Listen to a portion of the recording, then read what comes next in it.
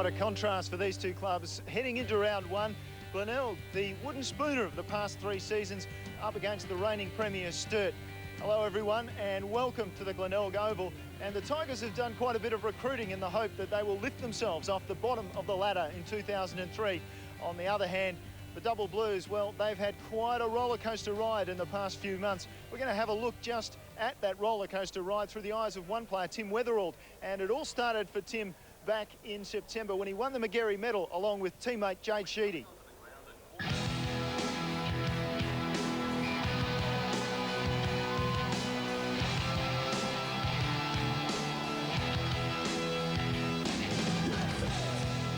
You never go there expecting you're going to win those sort of things. You go there on the night hoping, I suppose, but you never really expect to win a medal. And to win it with Jade was absolutely awesome and one of the best nights of my life. But the joint winners of the Magarey medal for 2002 are Jade Sheedy and Tim Weatherald of the Sturt Football Club. It would have been hard if one of us had won and one of us had sort of lost it, I suppose. It would have been hard for the other person to really celebrate, knowing the other person would have been pretty disappointed, so we got to celebrate it together. I guess the next thing now is to get one of these medals for everyone on our side in a couple of weeks' time.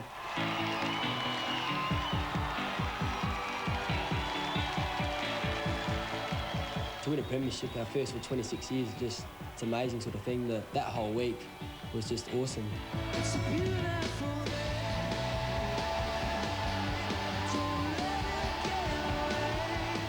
this year when we'd won it was just everything happened so quickly that the breakfast the next day and then the premiership dinners and those sort of things, it was just surreal, really.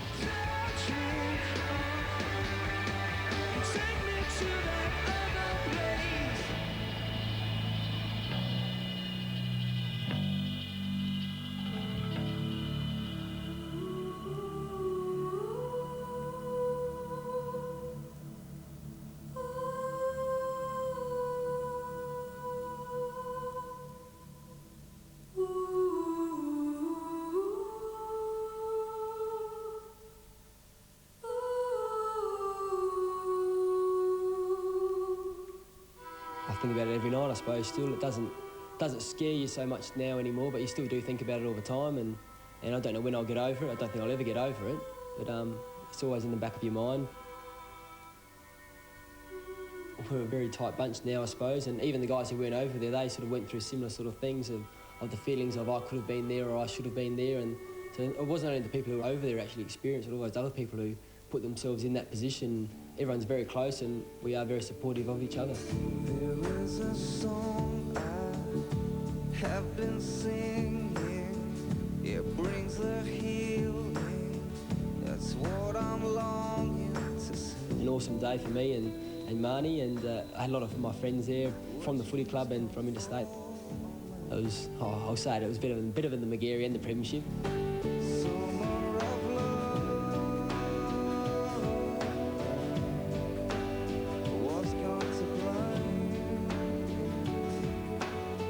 I guess the big thing is getting back into reality and getting back into the everyday routines and those sort of things. And I mean, going out to footy training with all the boys and something great to get back into it. We try not to talk about Bali at all when we're at footy training. And we get out there, have a bit of a kick at the football and get back into a normal routine. That's I think the biggest thing for us.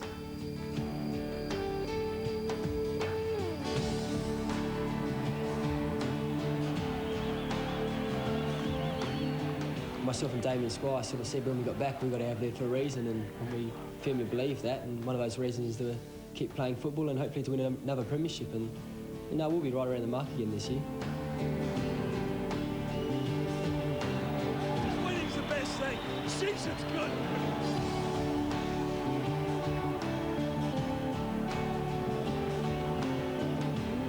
Quite a journey for the Sturt Football Club and Tim Weatherald, and congratulations to Paul Chadwick, our producer, for putting that together. And a man who's been there with Sturt, of course, last season, and he's on the injury list for very obvious reasons. Julian Burton, you've joined us in the commentary this afternoon. Welcome. And the journey for you in the past 6 months, including, of course, that awful day in Bali. What's it been like? Yeah, it's been like Tim said, it's been a roller coaster ride. But I'm here now, standing in front of you, and we're talking about football. So to me, I'm back to normality and reality, and I'm very happy for it. And obviously, you're still carrying the scars of Bali. It was a journey that was rather different for you because, of course, you came back through Darwin. how have you been able to cope, and how much of a relief is it to be back here and actually looking at football? I was actually just watching that was Tim's story, and I actually thought it's just how good is it just to be back here and surrounded by supporters and watching the boys play again. And actually, I really hope to get back and play again this year. That's my aim, and I suppose my journey has been one of up and down. I agree with Tim that psychologically you do have some scarring, but I think getting back to playing football is just a part of your normal life, and standing here today, it really means a lot to me, I think. Well, congratulations on at least getting this far. I know you've been out in training, so best of luck on the comeback, although we're quite happy to have you on the program. Well, another man has joined us on the program, a former North Adelaide, Glenelg, it goes on, doesn't it, and Sturt player in Mark Soderstrom. Welcome to you, Mark. Thanks very much, Neil. Absolutely sensational day here to start the SANFL season.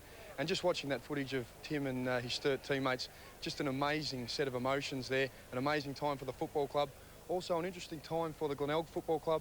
A number of new faces we are going to see, none more so than their coach, David Noble. I caught up with him earlier and I asked David just what style of football can we expect to see the Bays play under his influence? Well, I guess what we've done is summarise it in control and choice. You know, control the footy, control the play, and get our players to make the choices at the right time.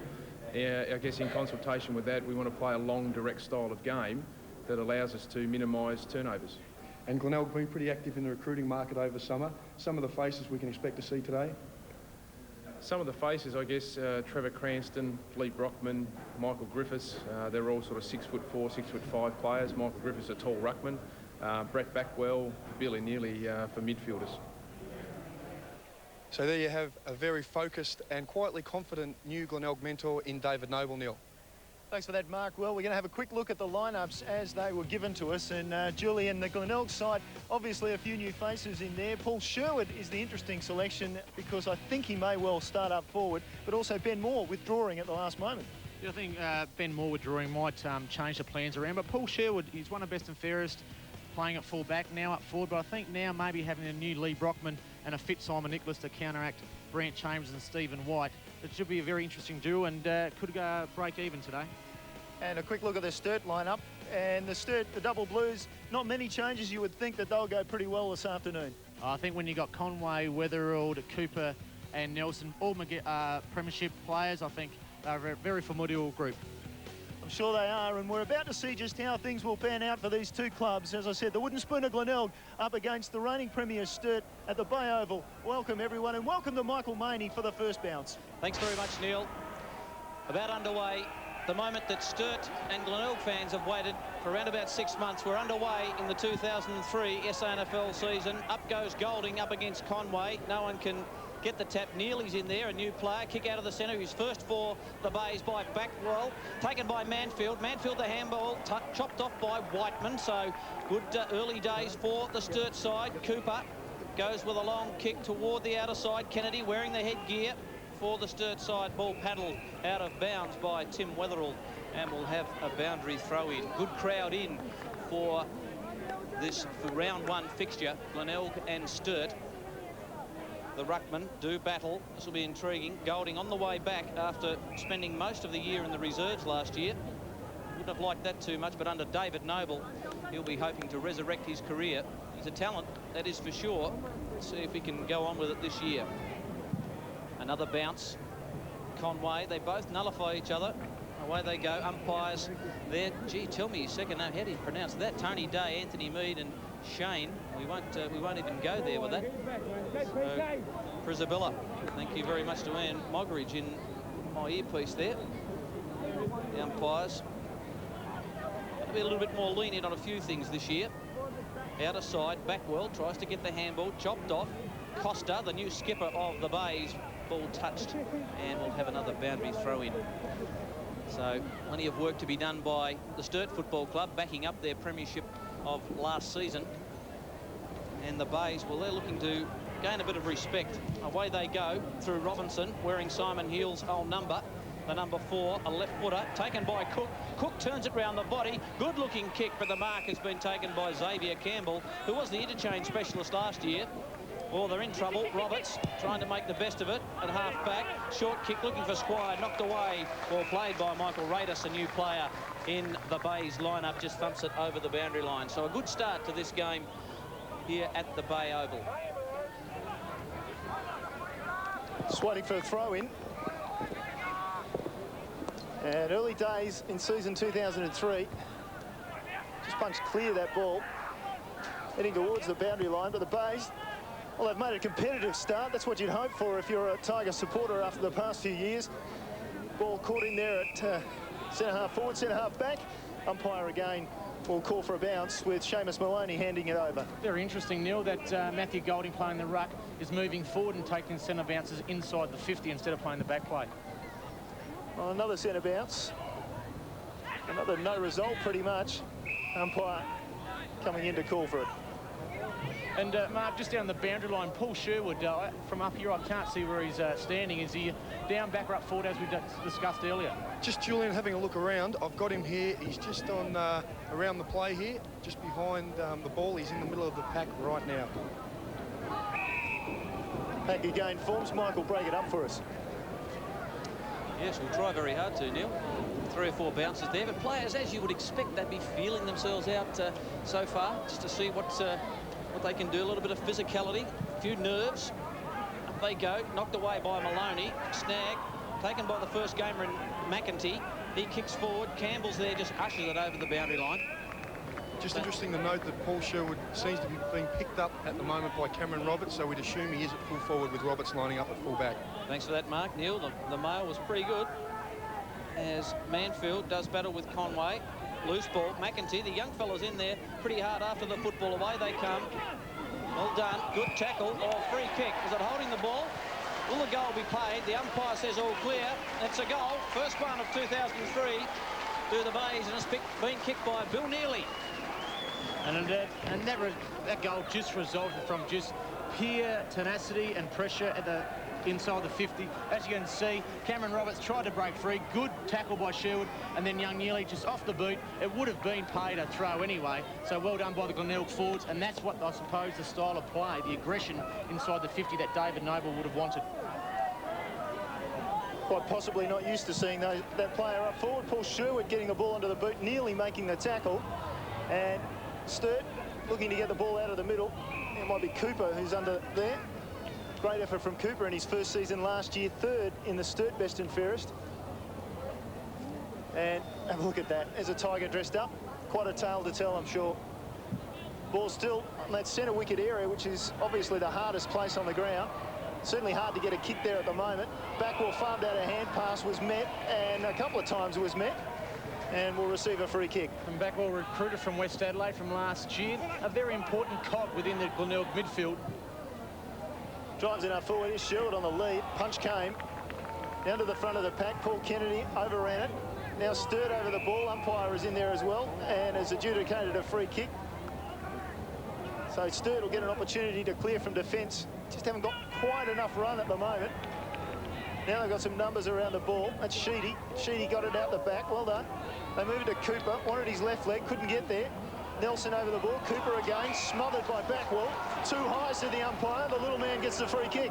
It was a bit too high, but at the same time, Glenelg's midfielders are tackling at a ferocious pace at the moment, and that's probably the marked difference I've seen than last year.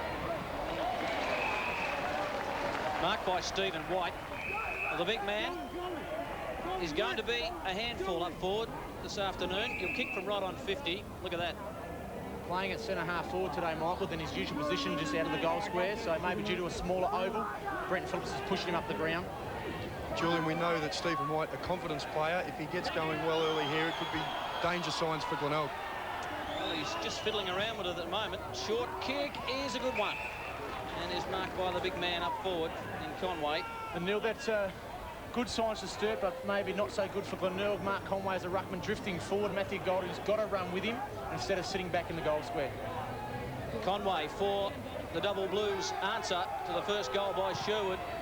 Long kick. He's got to try and draw it back. That is a perfect kick by Mark Conway. Well, that's what coaches would love, your ruckman to go forward and kick goals. Well, it's good signs to Sturt because Mark Conway's had a bit of knee trouble over the pre-season. And as you can see, Stephen White, good skills for a big man. Mark Conway's just pushed himself, bit of mental toughness, And now that makes Matthew Golding think, do I go back to the goal square or do I go one-on-one with Mark Conway? And also makes the Glenelg hierarchy think about what they're going to do with their ruckman throughout the day. So 6 points apiece, a goal apiece early in the opening term of season 2003. There's a high tackle. Umpire didn't see it. Golding over the ball for the Bays. Couldn't get rid of it. Under a lot of pressure. In at the bottom of the pack was Weatherald. And he was surrounded as well. Players just getting a little flustered. It is a bit hot, isn't it? It's 25 degrees. Beautiful weather, but also looks like it's hot in the kitchen today. Melting a little Tasmanian here, I'll tell you. Boys, I've just had Michael Griffiths run past me on the boundary warming up, and at 207 centimetres, that is one massive unit. Well, the Bays have been a good unit so far in the middle. They've got the break, down forward. And Xavier Campbell back and taking the mark. In short, the chip. Sheedy, prolific possession winner. Try saying that 3 times in a hurry. They spread the ball wide. Double Blues call the play on. In tight there, Roberts. And they keep moving the ball on, and this is the danger. If the Bays do not pick up the Double Blues, they will run and run all day. That is the style of Brenton Phillips. They get it out towards the wing, out of bounds over there. 8 minutes gone, scores level. And it was a good passionate play by Sturt. They didn't hesitate. They just were calm and collective. And the way they just moved the ball out of the defensive 50 was very, very significant. And that's the way they won the premiership last year. Plenty of stretching being done on the bench there as Costa, the new skipper for the Bays, comes to Maloney. Maloney, high ball. Oh, well done. Ball thumped away. Just rolling it over the boundary line. Ball thumped away by Damien Raiders. So Damien Raiders spent some time at Sturt as a youngster and then now has come back to Glenelg. So, again, very good defensive player. More of a run-on tagger, but he'll cause some Andrew Brickridge some problems today. Nice leap by the young man, too. Here's Backwell. Another recruit for the Bays. Kick over the top. Manfield couldn't get on the end of it. Whiteman, as he does, just mops it up superbly to Cooper. So Maloney, the experience, the new skipper this year, goes out wide and finds Andrew Beveridge, a former Tasmanian and Eagles SANFL player, short kick, and spots up a teammate in Roberts Thompson. Away they go. Long high ball by Howman. It's a high kick, getting back Nicholas. Well, he's been in pretty good form, apparently. Brant Chambers says, welcome to season 2003, Simon Nicholas. Cop this one. Well, it could be a reportable incident, but Simon Nicholas' eyes on the ball, and Damien Squire just unfortunately just gave Simon a clip across the ear.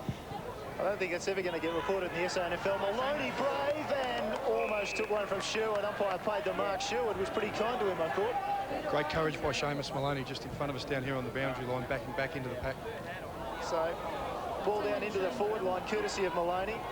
Costa took his own man away from the ball. Still loose, still players crowding around, eventually umpire coming in to bounce the ball. Isn't it amazing where you got premiers versus wooden spooners, but I suppose the skill level at the moment is the same between both sides. Yeah, they all start level, don't they, at the start of another season. Big long lead that time from Sherwood with the mark. Quickly on. Pinozzo up towards half forward. His kick was pretty good. He was aiming for Manfield, came there and knocked it away. Nearly was at the front of the pack. He goes in long. From behind came Campbell, knocked it away and over the boundary line. Kept it away well from Philip Bennett.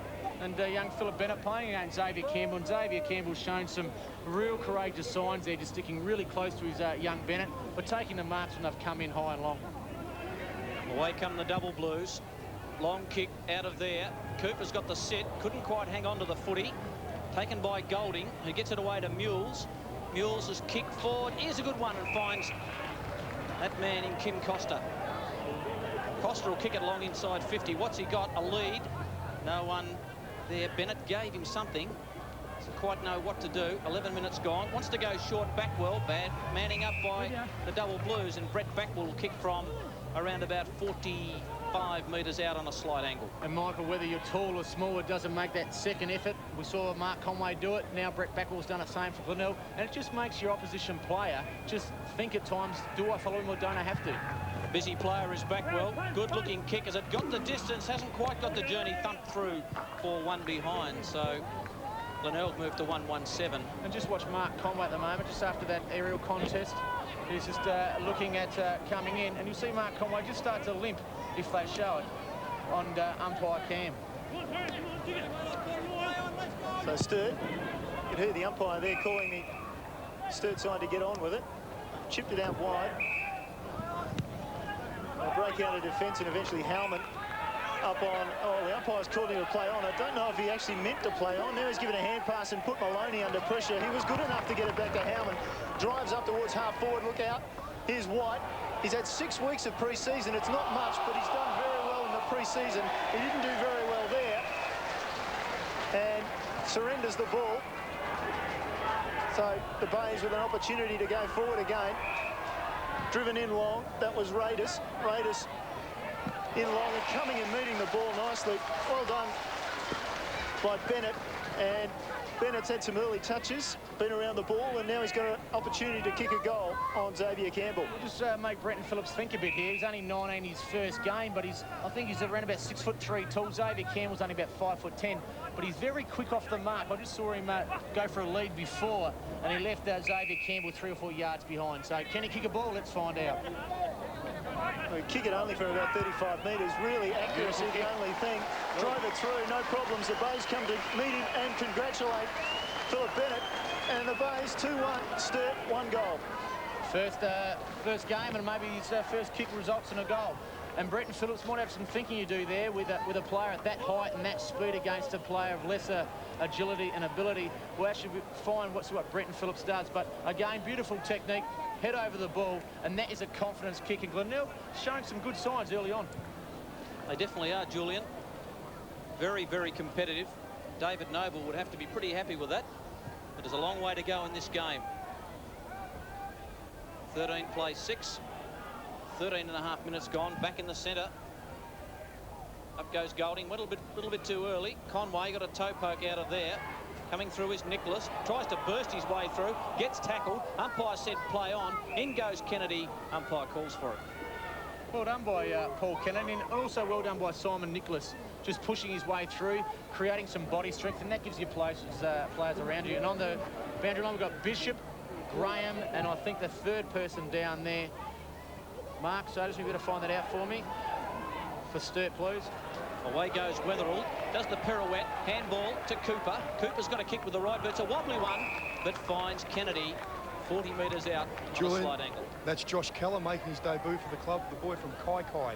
Thank you very much, Marty Matalan.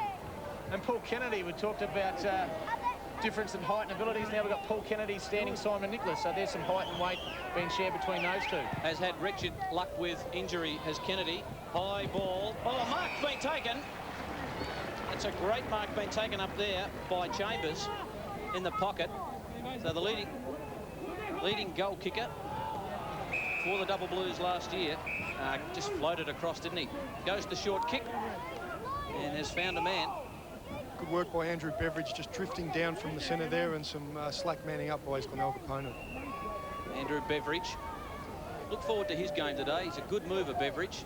Bit of a coup for the Sturt Footy Club to have him on board. Boys, a quick change, and for Glenelg, Ryan Smythe is coming off, and Nathan Bell will be coming on the ground. Beveridge makes no mistake from 35. Good kicking style. He's a skilled player, and the Double Blues get their second. And unselfish play by Brant Chambers, leading the Sturt's goal kicking last year. And as you can see, this is his strength. He's coming from a contested mark as we come from umpire cam. Good mark, but then unselfishly just passed up to Andrew Beveridge. That made some grounded up there, and he put it through for his first goal for the Sturt Football Club. It's probably his first touch for the Sturt Football Club, so well done to Beveridge. Back in the middle. Sturt starting to get a little bit of ascendancy in the middle of the ground, although if they keep on turning back into the action like that, they might find some trouble. Conway jams it on the left foot. It doesn't really advantage his side. Nicholas couldn't take the mark. Kennedy was good to read it off the pack, got it forward. Somehow, I think it was a throw. It came out to Chambers. Chambers got it up forward. It was touched off the boot. Still in dispute. White slipped out ahead, pass to Kennedy, and a goal for Sturt. Numbers at the ball, and slick skills, possibly too slick with a couple of those handballs. Well, again, Paul Kennedy has been renowned. Brenton Phillips has played him up forward because of his crumbing ability. Brant Chambers had his kick smothered, but Paul Kennedy, and a great effort from Stephen White here for a big man, just good skills and smart football brain by Paul Kennedy. Dribbled the ball on the ground for his second touch of the game, resulted in a goal. Yeah, terrific play. Well, we know they can play as a team, that is for sure. 3 goals straight to the Double Blues. Glenelg 2-1-13, so interesting start. in the first quarter. They timed their run pretty well, both ruckmen. Then I thought Conway got the better of that. In goes the couple, taken away. Good play by the Bays as they boot it down forward. Manfield couldn't quite take the mark. Maloney, lost a roll of the footy. Taken by Beckwell, had it stolen. Well played by Whiteman. Manfield, just with a handball out the back. Cook, slippery customer. He did slip on that occasion. Maybe free kick. The umpire's pulled it up and maybe he was legged. And Sujai Cook will kick from just outside the 50. And David Noble just making a change. Smythe has gone back onto the ground for Bell, which was the change just moments ago. Thanks for that, Mark. Sujai Cook, another backman, maybe coming forward under David Noble in 2003. Well, he wants to set it up, hoping for a mark. Up they go. Maloney couldn't take it. He got a free kick, though. Cop one round the ear. Umpire says play on, so the advantage, Howman. Gets it away. They work it through the back. This is Howman. Away they come. Good play. Sheedy's got it. Over the top to Wicks. Wicks could be in a bit of trouble. He's got a bit of pace. Not enough pace to get out of the way this time. Away they come again. Long kick down the lines by Sheedy. No one can take the mark. Just follows over the back of the pack. Nicholas just lays it off. Golding will be the man who received it from Brockman, but the ball's gone out of bounds. Ben Nelson takes it there. Good pressure again, Michael, by Ben Nelson. All he had to do was get a hand on the ball and get the ball over the boundary line. Sometimes the boundary line could be a footballer's best friend. Ball back in, and Golding just manhandling White, who promptly picked his pocket. Not quite. Now it's come to Radis. It's Michael Radis, almost scrubbed that kick. Now it's Robertson. Changed numbers this season, down to number 4. Used to wear number 54 from memory last season. Be a bit lighter this year. And both teams have had 3 shots at goal so far, so I think the game's in the balance at the moment early in the stage of this first quarter. Ball's at centre wing, well done. Nice little knockdown. Radis was under it.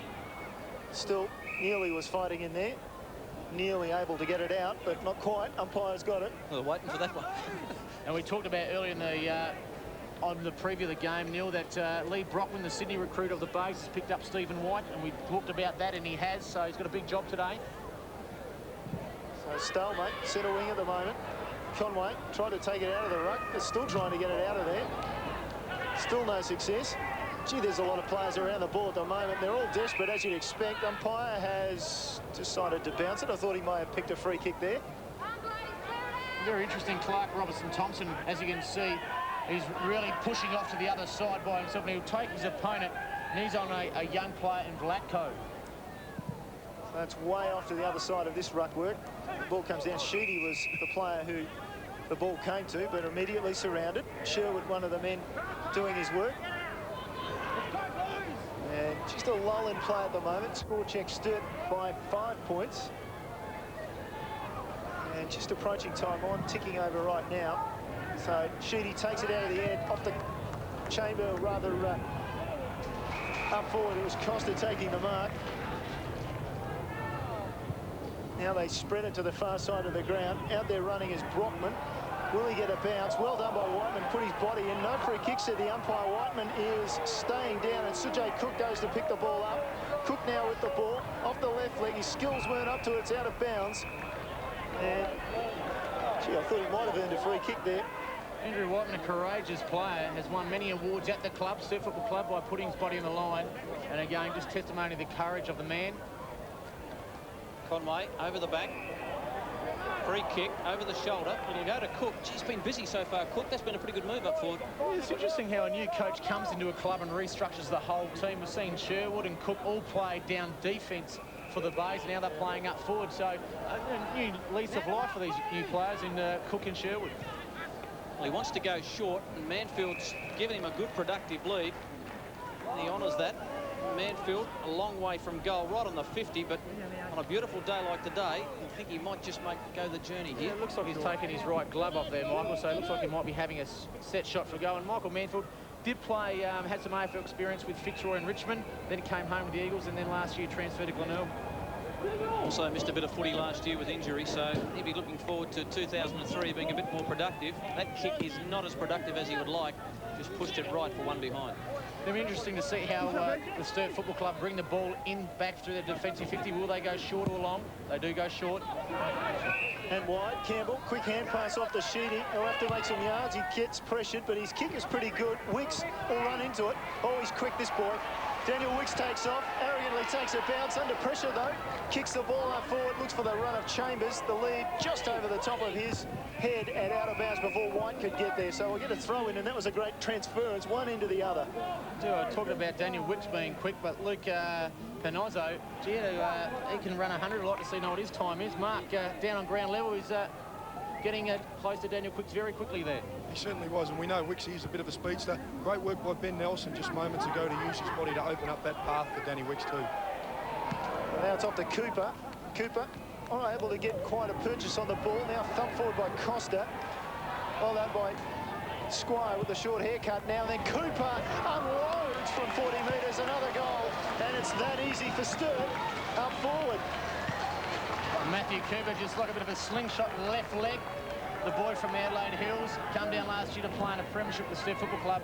But Damien Squire, have a look at his evasive ability. One way, another way, then just under immense pressure, has the ability to compose himself, give the quick give, and Matthew Cooper good enough to finish it off.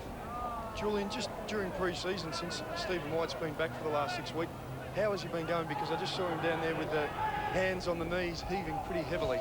Yeah, it will be today, but it's pretty warm down there at 25 degrees, and he's resting at 4-4 just to freshen up for the second quarter. Squire again out of the centre. Wobbly ball taken by Nicholas, who's charged out of there. Well played by Nicholas. High ball. Smythe can't get in control. Maloney, Cook, he's collared. Their ball up.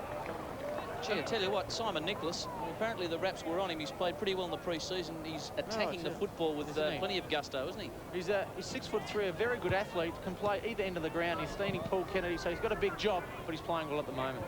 Manfield tried to take it out of the ruck, over the back, kick smothered. That was Sheedy. Costa played for the free kick. Curtis, Maloney, Conway got it to Weatherald, who tapped it onto Maloney, who wanted to tap it onto Wicks. Now Wicks loves a run. Away he goes, spears the kick, good-looking kick. No one can take the mark. Taken away by the Bays. Well done by Brockman, who just gets a handball, but it's back to Wicks, still in the danger area. You would think Sturt may be able to score from here. Well done, Weatherald. Left, right, taken by Nelson. Handball back to White. Will he give it over the top again? He did. Kicked by Roberts-Thompson is off target. Well, the build-up was a little bit fumbly. They went left, right, and finally one behind. And Clark Roberts-Thompson, the boy from Pembroke, it's his first score in league footy. But Sturt are playing a bit of a volleyball game at the moment. Michael, just quick hands. They don't want to overuse it. There was a couple of opportunities there. They could have put the foot on the ball and got a goal. But Glenelg, in respect, showed a bit of pressure.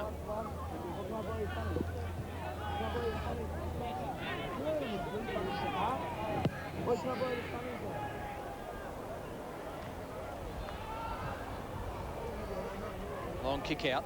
Ball hits the boundary line and will be thrown back in. Well, 25 plays 14, getting very close to quarter time. Boundary throw in. Up goes Conway. Knocked it down. Sheedy, who is clever.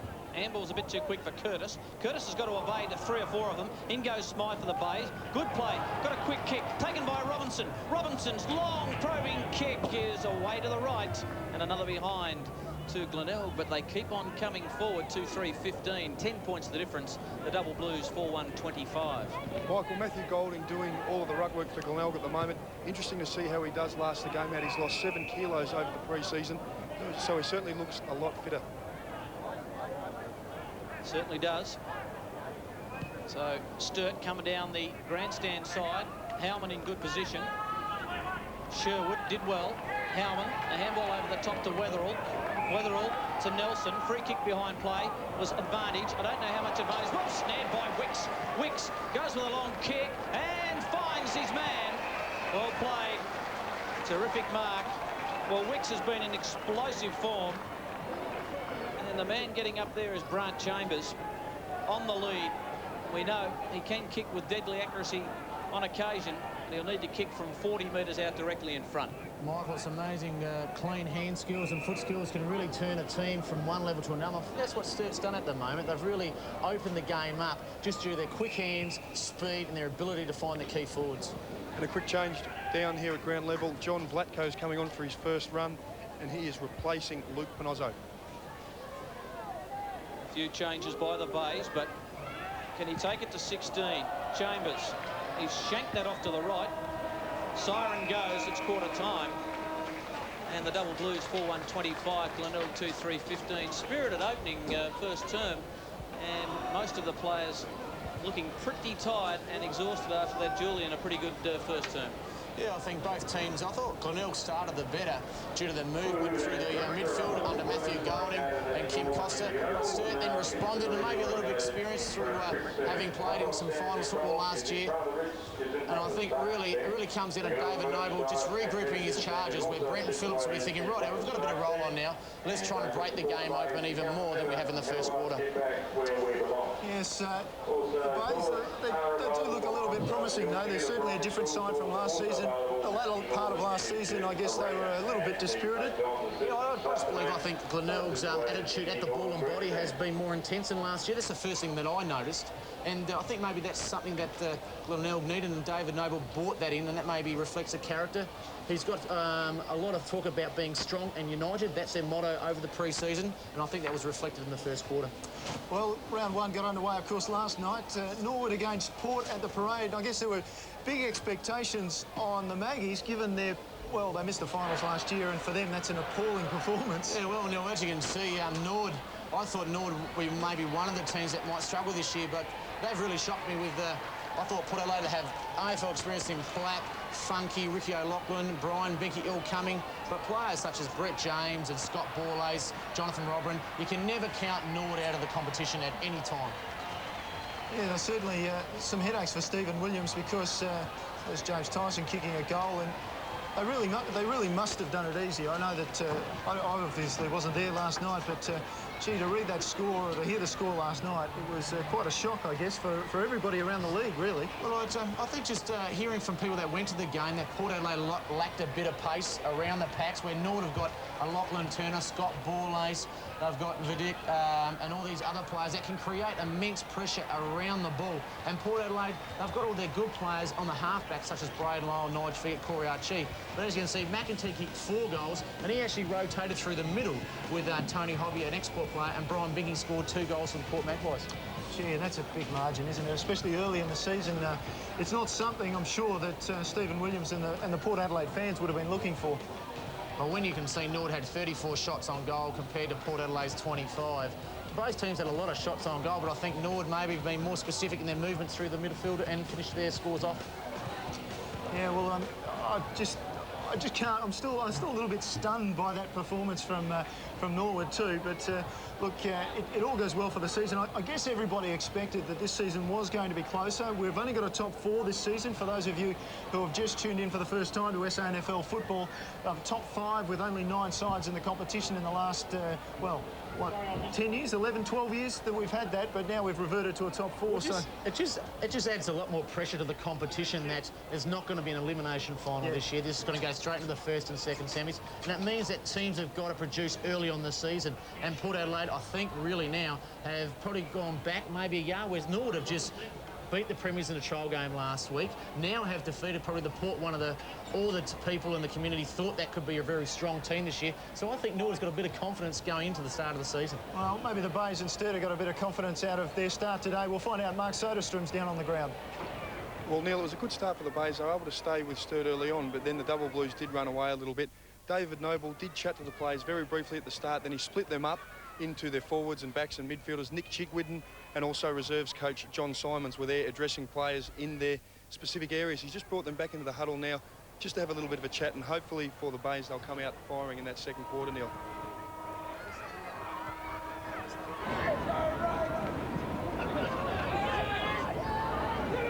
The first quarter, and Julian, Paul Sherwood up forward, a bit of a revelation. Well, again, we heard the rumour circulating that Paul Sherwood was going to play up forward, and he just resulted in a goal. Stephen White, just good hands for a big man. Unfortunately, he got tackled, but again, he gets down low for a big man, and that just creates opportunities for his smaller players. Yeah, Phil Bennett going well in his first game. He's had a good kick at goal then, and he looks like he might be something for the Bays up forward. Certainly, I think we identified that pre-game as a weakness, and Paul Kennedy slotting home a goal there for Sturt. Well, again, Paul Kennedy goes. Damien Squires is another smaller player with Matthew Cooper, is that when they do rest up forward, David Noble's got to be, you know, and Andrew Whiteman on screen's another player, but if they do rest up forward, they have the ability to kick goals. And talking about goals, we've got the young players, Glenelg, Neely and Bennett, have one each. And Bedbridge, the new player for Sturt, along with Kennedy, Conway and Cooper, have got one each as well. So it'll be interesting to see which player will go into double figures throughout the day. Will it be a Chambers or a Kennedy, or will it be one of the smaller players? Back to Mark Soderstrom down on the ground. Boys, I'm with Glenelg Reserves coach John Simons. Johnny, it was a good start for the moment, but just Sturt able to get away towards the end of that quarter. Yeah, look, we're happy we're getting our ball, enough of the ball, I think, Mark, and happy with our matchups around the place, and most statistical indicators are okay. We've just got to finish off our work a bit better, I think. 5 scoring shots each. You know, 4-1 would be better than 2-3. And David would be happy with Paul Sherwood up forward? Yeah, he gives us some life up there, and being a former defender, he knows a few tricks of the trade, so we just need to kick our goals, I think. Thanks very much, Johnny. Mate. Thanks for that, Mark Soderstrom on the boundary all year for the SANFL football on ABC TV. What a start we've had so far. The Bays have kicked 2-3-15, Sturt 4-1-25 after 3 wooden spoons in a row. The Tigers fans looking for improvement, and they've shown a little bit in the opening term. The Double Blues, of course, have been the side to beat, you would think, in 2003. Michael Maney with the second term. Just about underway. Ready to go. Up goes Conway and Golding down to Backwell. That combination could be pretty good. Backwell ducks the head. Couldn't get out of the tackle. Whoa, free kick too high. It'll go to the Double Blues. It'll go to Cooper. Cooper with plenty of pace. Thought about having a bounce, but decided to load it up long. Good long kick. White got his hands on the football. Taken by Kennedy. That crummer. Away he goes. Can't quite get the handle on it, out of bounds. And already David Noble's made a change. He's taken Simon Nicholas off of Paul Kennedy and put on Lee Brockman, the Sydney recruit. So again, David Noble making changes early, which I think is a good move for Glenelg. Yep, pretty good credentialed coach, David Noble. Away they go. Kicked for touch. They've got to watch that this year, kicking for touch, Julian. I think the rule has been changed, and players have got to try and, even with the foot, keep it in play. Yeah, the umpires have been, you've got to be discreet about it. Instead of going straight for the boundary line, if you put it on an angle, maybe 45 onwards, you'll certainly get away with it. Taken away by Nicholas, who goes with a scrubby kick, hoping for the boundary. And I don't think there's any umpire in Australia would be game enough to ping that, and the boundary umpire will throw it back in. Michael, we talked about Simon Nicholas earlier on, but I think just shows a game that you have a solid pre-season and your form really picks up early in the year. And I think it's a credit to Simon Nicholas after having a few injury-ravaged years that he's come back a lot fitter and a lot stronger, and it's showing today on today's game. Well, that could take on the form of a recruit in a lot of ways, because if he can give them a rebound from half-back, which is obviously what they're looking for him to do, that's going to hold him in good stead. Yeah, and the Bays have a few recruits, don't they? One of them there, number 1, Backwell around the ball. Good pedigree for Backwell. As we'll talk about that in a minute. Sturt comes clear. Now back to Conway. Conway just bombs up high. Nobody really under that's looked like going to take a mark. In the end, it comes off the hands, out to Panozzo. Oh, that looked like a throw. The umpire let it go. So they work it from the back. Robertson off the left leg for the Tigers, goes wide. Curtis is under it, along with Neely, out of bounds on the full. Curtis obviously realised the ball was floating that way, and he'll take a free kick. David Noble sitting up there watching things from the back of the grandstand. Golding off the right foot, quickly snapping it forward, as ever. Through comes Maloney, very efficient. That time he was caught. Play goes on. Now Smythe. He's got a player in space. It's Backwell. Backwell with plenty of space in front of him. Takes a bounce. Now he's got to work it around the corner. Great pass. In the end, just drifted away at the last minute. Bennett couldn't take it. Sturt will mop up at the back and send it onto the other side of the ground. Campbell, lovely handball, finds Jade Sheedy on a full burst. He looks poetry in motion to Sheedy when he goes with that run. Oh, lovely mark taken by Howman. Had to show plenty of courage. Advantage rule was played. Mark Endor free kick. It must have been a free kick taken by Weatherald. Weatherald kicks up looking for White. White can't take the mark. Lovely mark backing back. Been taken by Raidis. There's been a lot of courageous efforts today. That one again by Michael Raidis, taking a mark. Brett Howman earlier on. And there was Andrew Whiteman early in the quarters. Both, I'm sure, will be pleasing both coaches. Short kick finds Mules. Mules out of half-back. Goes with a long kick. Sherwood was the target at the back. Well roved by Manfield. He's got a bit of space. Saw Smythe on his own. Grabbed the kick. Now he's got a player inside in Cook. He won't go to him. Kick was smothered. Now Bennett. Can he get hold of the footy? Well played, young man. Got it to Smythe. Held without the footy. Free kick. Yeah, it just shows you if you keep persisting at the ball where Smythe did, he got his first kick smothered, then he put his head down, went at it hard, and unfortunately for Sturt, Xavier Campbell gave away a free kick, and now Smythe's got a shot on goal. Yeah, second, third efforts, that's what coaches love. It just seems to me at the moment that Sturt are a lot cleaner with their skills at the moment, Michael, when they're moving the ball up and down the field, where Glenelg are just hesitating, a little bit apprehensive when they go for the ball. Big job for Bennett there. They're leading forward, the young man. A lot of responsibility on him. Good play by Manfield also, good vision to get it across there, which set up this goal, if it is in fact a goal. Smythe, good looking kick. Goal umpire doesn't do too much work as he missed to the right. Campbell claps it through for a behind. And as you would, wouldn't you, Michael, clap it through very sarcastically by Xavier Campbell. And again, Xavier Campbell's got the job of designated kicker today. He can use either left or right foot. Very good with his foot skills, and also will play a major role in the midfield when the players get tired. I was going to suggest he'll let you down now, and sure enough, Glenelg almost turns it over straight away, but Sturt around the ball quickly. Gee, they use the ball slickly with the hands. Weatherald forward of the play, and now going into goal and shooting. For goal, Roberts Thompson. That easy. Gee, they took it down the ground beautifully. And all started with that Xavier Campbell kick, I thought, Neil. Certainly long and direct. And he used his dominant foot in his right. But again, I just talked about the clean skills. And Clark Robertson Thompson, with his first, he unfortunately missed in the first quarter. This quarter at full pace. Good skills by Danny Wicks. Gliding through to Weatherald, and outside, just on 50, just bumps through. And that'll give, as a wingman, a lot of confidence. And Clark Robertson Thompson played a lot of reserves over past years, but he's got his opportunity due to the absentees of Marty Mattner and Brent Riley playing with the Crows. He's got an opportunity to consolidate his spot in this third team. You wouldn't mind coming into a premiership side. A lot of good players around him. Conway got it down. Raiders couldn't quite get it. In goes Nelson, taken by Backwell, who's clever, needs to be. Handball to Golding, back to Backwell. He's in plenty of trouble. The handball missed the target. Well, he's having a go. He's caught one high. Just for persistence, I think, Brett Backwell. Mark Conway needed to get on his knees to tackle Brett Backwell, I think.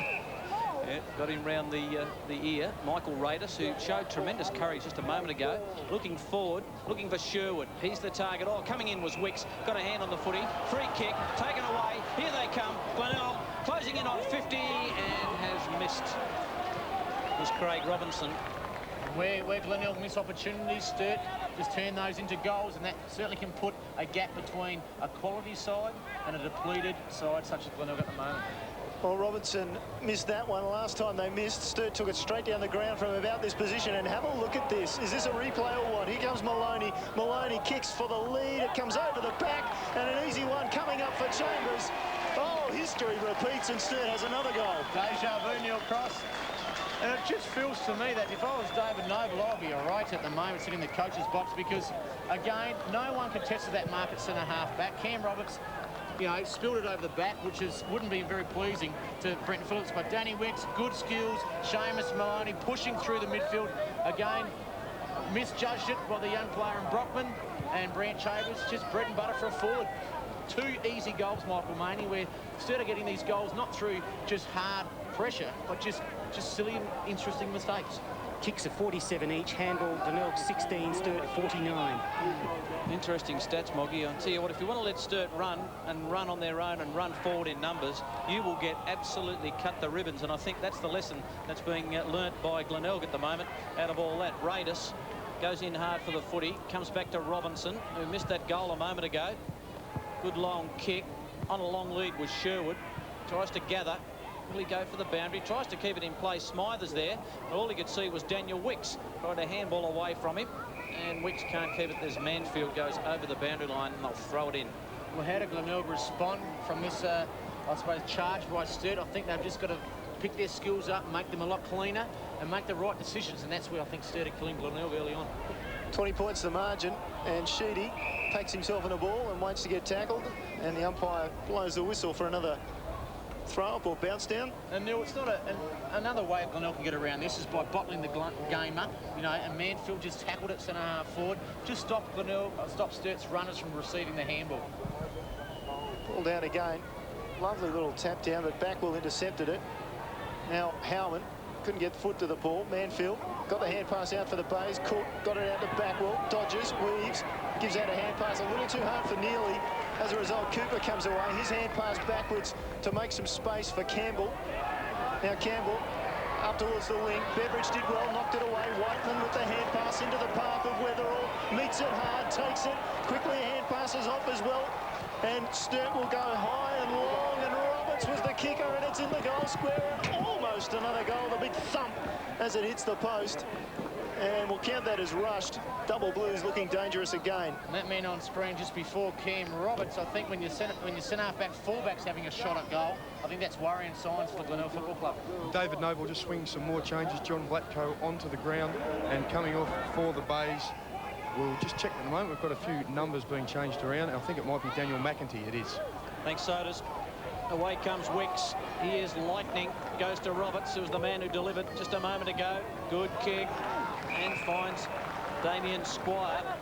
A lot of Sturt players are free inside their forward 50 there, Michael. Glenelg's defensive and on balls need to pick these players up, especially when you've got Damien Squire, Joel McGarry-Mellett having all by himself, having a shot from inside 50. Well, they're runners. Cooper was on his own for about, seemed an eternity, but Damien Squire looks like he's going to back himself from there. Why wouldn't you? What a skilled player. Long kick by Squire is an absolute beauty. An absolute beauty from Damien Squire. You don't win 2 McGarry medals for nothing. He is a class act. Well, you took the word straight out of my mouth, Michael. Damien Squire, the player on screen. But again, it's set up. Cam Roberts playing a centre-half-back fullback. He's playing in the midfield at the moment, just having too much time, too much space. And Damien Squire, you can never let a champion by himself, because it wasn't a very easy kick with the conditions at the moment. But leaving a quality player like Damien Squire by himself, you're always going to be punished. Yes, and Glenelg have been punished early in this second term. 10 minutes in, and look at that margin now. It's out to 25 points. In fact, more than that, 27 points. So now the Bays with an opportunity to at least get their ball inside the forward 50. Manfield at the front, good mark. Took it at 51 metres, so he'll drive it inside 50. You read that ball. It must, Mark Soderstrom just coming down to you in a minute. There must be a bit of breeze up and down, running from north to south, as Mansfield actually read the ball a lot better than Brett Hellman. He certainly did. There is a slight breeze here, Julian, but it seems to be swirling around a little bit, not favouring any end in particular. Sturt working around at the back, confidence. Beveridge goes wide. His target was Kennedy. He'll have to make about 25 metres to take that. In the end, he overruns it. Challenged Nicholas, though. Didn't allow Nicholas to get an easy tap over. Sheedy comes in to help out. They'll get a bounce in the end, Sturt, I think. Yeah, well done. They were 3-on-1, and they did well. Certainly, Paul Kennedy. Applaud Paul Kennedy there. He was on 3-on-1, like you said, Neil, and just crashed in and just held the ball up. Gave a bit of time with Jade Sheedy, and actually found a bit of a free kick in Jade Sheedy, maybe a bit of verbal disagreement with the umpire. Well, there'll be no tolerance attitude towards verbal disagreements with umpires, apparently, and the ball thumped out of bounds up there at half forward right for Sturt. And the Double Blues, 7-2-44. The Bays, 2-5-17. Yelling for the Bays. Well, supporters are doing the right thing. Maybe the players need to take it on board and start to do a little bit better. Matt Golding there. He's been pretty good in the ruck. I'll tell you what, the bloke who has set Sturt alight has been Wicks. Oh, isn't he? They don't call him the whippet for nothing, Michael. He's just got the amazing ability to go from woe to go very quickly in a short amount of distance. He can. Mules goes for the boundary line, and the umpire right on the ball there says no, that is not deliberate, and we'll throw it back in. What interests me though is if I look at Danny Wicks at the moment just sitting on screen, no one's right on him, no one's manning him up shoulder to shoulder. They're just allowing too much space. Ball on the outer side of the ground. A lot of players forward of the ball for the Sturt side, and not too many the back beyond 50, so lots of players congregated around the football. 13 minutes gone in the second term. Glenelg need to kick the next couple, you suggest, or it could get a little bit disastrous. And Ozzo goes for the boundary line and will throw it back in. And Neil Cross, you have a crack at it? I think there's a free kick. Yeah, I was going to say I have a crack at it. Yeah, I've broken it up straight away. Kennedy drives it inside 50. The target was Big White. Ball comes to ground. Double Blues have the numbers again at the base of the pack. And in the end, umpire will call for it. Oh, I thought he might have got a free kick there, Matthew Cooper. As you can see, expressions on his face. Might have got one around the neck. Now, it'll be very interesting to see what's around the neck. I thought maybe been a little bit too high. They could have sat on him. Oh, well. Trying to take his mouth guard out. Oh, well, pretend he was an egg. They were trying to hatch him. Ball comes down. And Raiders, Damien Raiders just gets it out of there temporarily. That'll be a free kick. Roberts Thompson, hang on, they crash in. Roberts Thompson will get the free kick. And umpire will call him back. He was off and running. Played beyond his experience in years here. Just knew he was going to get tackled, let the ball go, and Backwell just gave away just a simple free kick. Ball in long. Golding at the back. Just reaches over and takes the mark. He'll need to do a lot of that to dig his side out of the hole they're in at the moment. So the Bays come over to this grandstand side of the ground. Thump went the punch. Might have come from Sheedy. Finally, it's back to that man Sheedy off the left leg. Good skills. He finds White in the forward pocket. Big old White, he just can't pull it in. Out of bounds. He knows it too, doesn't he? Threw his head back. And I'm sure Matthew Golden will be right in his ear. Have a look at this. Just let him go, you big fella. I want you to drop that one for. Lacking a bit of touch, old fella. Perhaps so. Spent a long time in Europe, perhaps a little too long in the off-season. Well, Sturt over the ball again. First hands on the ball, Sheedy. And he's pulled around in the tackle. Now they've got an opportunity through Nelson. His kick smothered. And well done to pick up who that was, but he's getting a lot of applause for it, let me tell you. Young Ben Mules, just a young player. Only 20 years old, just put his body on the line. Boundary throw in. Golding got it down. They go in pretty hard. In there was Beveridge. Umpire calls for a bounce. 15 minutes gone. 44 plays 17. One thing Sturt are doing inside their forward 50 is not letting the ball get out and allowing Glenelg to run from the defensive 50. And Jack just creates just little opportunities to maybe create a goal. So Bretton Phillips will be very happy with his forwards at the moment. Manfield's gone back there too for the Bays, so they're trying to stop the leakage. Whiteman, very slick hands to Howman. Kick wasn't good off the boot, looking for the big man in white. Free kick out of that, maybe go to Nicholas, will it? Or will it go the other way? Over the shoulder. It'll go to Simon Nicholas. Here it goes, and oh, yeah, just a little bit after. Give that one if you're an umpire, Julian. Oh, no. No. I wonder why. No, forwards, you always want a free kick with the forwards, as a forward. Long kick by Nicholas. Oh, just about a one-hander by Manfield. Howman goes in hard. Big pack develops. Ball spills out through the back and will be just taken over the boundary line by Robinson. Mark, just down the boundary line at the moment. Just a bit of we'll change direction here, Matthew Manfield. Known as a bit of a freak with his prodigious leap.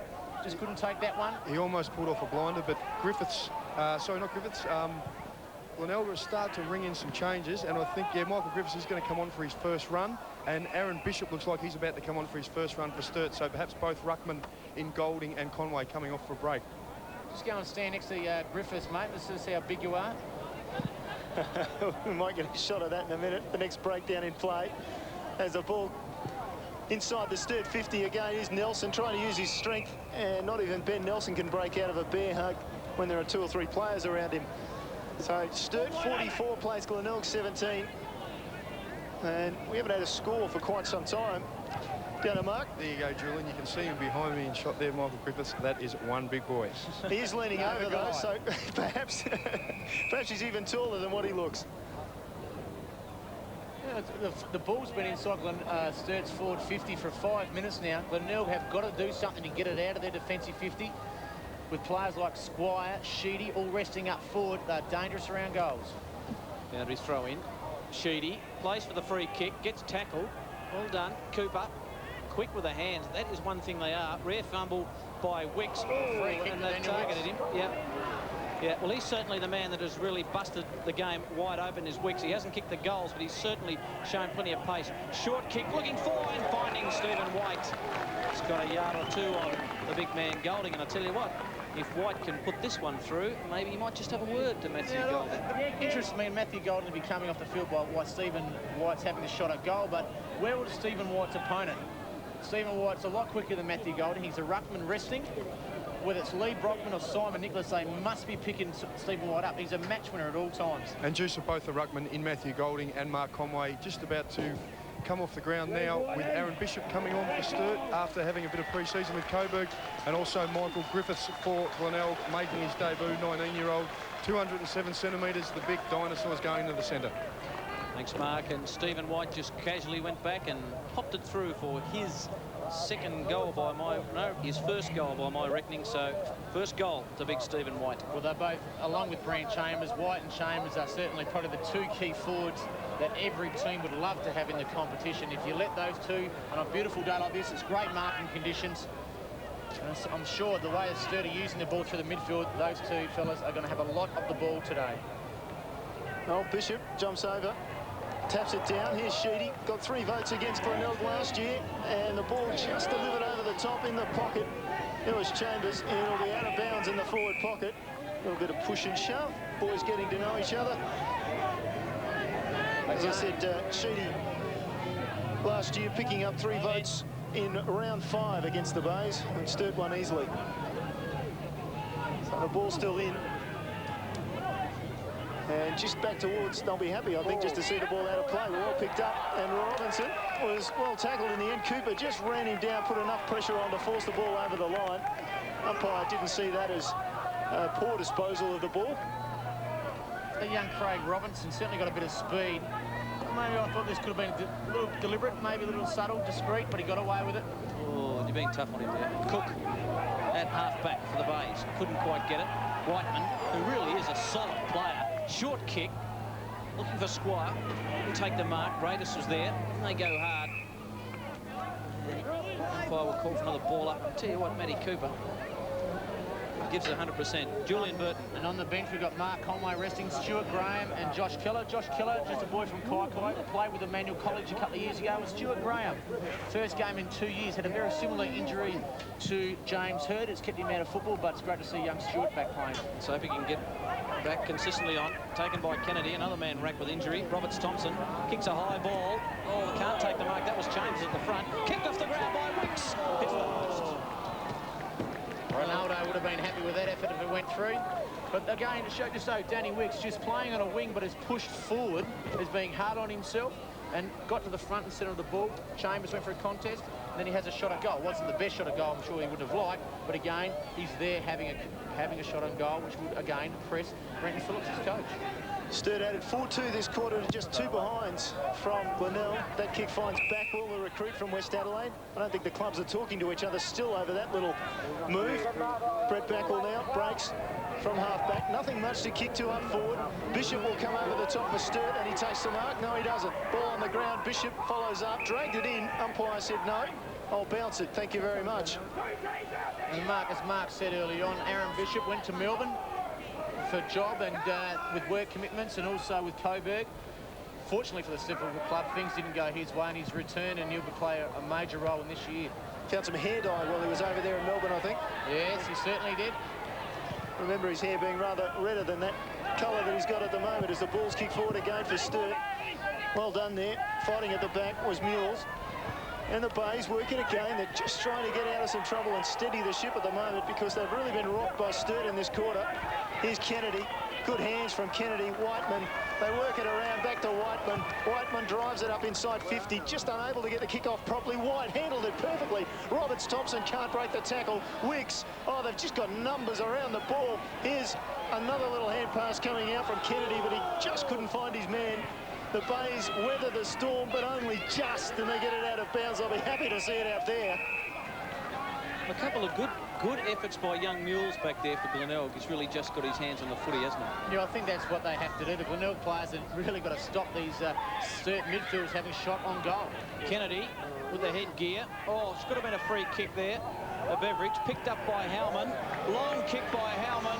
Will it go through? Maybe just pushes to the right. So everyone having a ping out at the moment for Sturt. Well, again, Michael, we talked about Cam Roberts having a shot on goal. He's at centre half back. Now, Brett Howman, his players moved up forward as well. So, down the Sturt's back line, maybe to flood it. I don't know understand what David Noble was trying to do. But, again, when your defensive players having shot on their own goal, that's worrying signs. Daniel McEntee coming onto the ground for John Blatko again.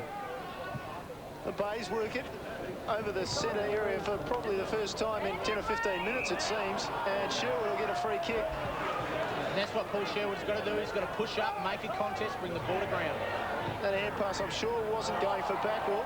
It was going for Manfield, and his kick certainly wasn't going to a Sturt player, but that's where it finished up. Now the ball back towards Cooper, who just thumps it away from Backwell towards the boundary line. Here's a race.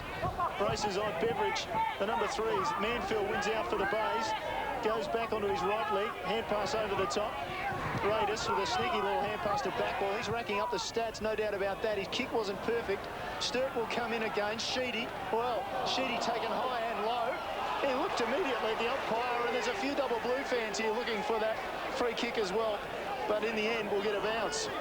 Well, I don't know how he worked this one out, but again, gang tackled, maybe a bit high, a bit low, so he took the medium and said fair tackle. Yeah, 50-50 that one. Maybe because he's a Magarey medalist, the umpire might have gave it to him, but no.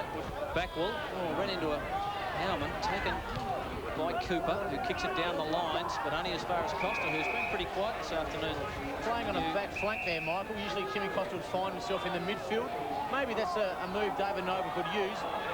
Glenelg might lead a little bit of leadership through the midfield, and Kimmy Costa might be that player to bring it in, just ignite a few forward movements. 25-metre penalty brings Costa a little bit further. Goes down the grandstand. We've got Manfield.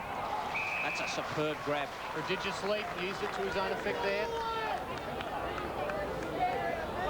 Julian, you spoke about the freakish skills of Matthew Manfield. They were certainly on display then, weren't they? Certainly were, Mark. Quick kick finds Costa again, who's a couple of possessions in the last minute or so. Just looking forward. There's not too much for him to kick to, so he's just got to go with a big high ball. No one can take the mark. Campbell, who's mopped up efficiently, taken away by Roberts. Short kick finds Maloney. Maloney over the top to Curtis. Curtis has Backwell to contend with. Goes with a long handball to Cooper. Oh, they lay it off beautifully. Maloney's got it. Spearing kick and finds Chambers. Oh, and he cops one. This could be 50. Well, I think Simon Nicholas is being spoken to. I don't think it would be a reportable incident. But Brant Chambers has attacked the ball. Simon Nicholas knew he couldn't get it. Just tried to show a bit of physicality there. Unfortunately got Brant Chambers high. Sturt players remonstrate and say, listen here, you don't do that, our players. 50. Well, Chambers, it's pretty hot round the ears, but a little bit hotter for Brant Chambers at the moment. That one. Watch going for his second. Interesting, Mark. Just see if Simon Nicholas comes off. I see the umpires have speaking to him about maybe a bit of trickle. Yeah, he's on his way off, Julian. I think the blood rule, perhaps. He's looking at the elbow. We'll just check that in a moment. It's Brucey Lennon. Brucey Lennon being the skills coach this year. Brenton Phillips is enticing Bruce Lennon to play, but Bruce Lennon is just undecided about his future at the moment. So John Vlatko's come on to replace Simon Nicholas, as he has gone there, just getting the elbow patched up. Well, Bruce Lennon would certainly like what he's seen in this first half of football by the reigning premiers. There's Simon Nicholas getting cleaned up. And Chambers going for his second. The umpire did plenty of work to his left, but he's just popped it through. Goal number 2 to Brant Chambers. Goal number 9 to the Double Blues as they roll on. And Sturt going their merry way, and just their ability to be clean at the back. Seamus Maloney creating drive. Beautiful left leg. Chambers hitting the ball hard. Cops one for his own good, but then he's good enough to finish it off. I'm sure a 50-metre always helps. But again, he's a proven goal kicker. And when you're getting the ball delivered on a platter like that, the only thing you can do is kick the goal. 5 goals, 3 to 2 points in this quarter by Sturt, and we're at the 27-minute mark. Won't be much left, but look at this. Sturt again out of the middle, just so efficient. Here's Weatherald. Weatherald off the left leg, up to that danger area. Sturt just looking dangerous all the time. Here's Beveridge, just takes it over the line.